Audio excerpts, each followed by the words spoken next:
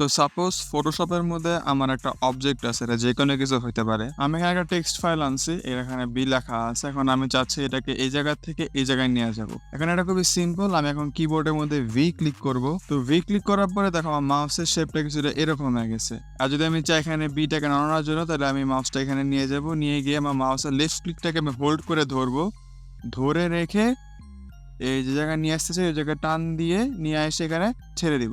এই কাজটা তো আমরা কিবোর্ড ছাড়া করতে পারবো। লেফট সাইডের টুল বারের একদম উপরের অপশনে গেলে এখান থেকে যদি রাইট ক্লিক করো, প্রথম অবজেক্টটাকে যদি নাও, মুভ টুল নিলেই তুমি এই যে এটা আসা পড়বে, তোমার কিবোর্ড দিয়ে কাজটা করতে হবে না।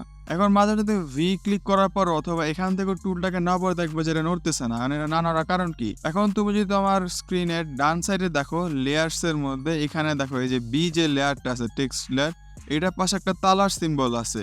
এখন তুমি যদি তালার সিম্বলটাকে ক্লিক করো, দেখবে তালার সিম্বলটা চলে যাবে। অবশ্যই লেফট ক্লিক করবা। এখন তুমি চাইলে এটাকে নাড়াইতে পারবা।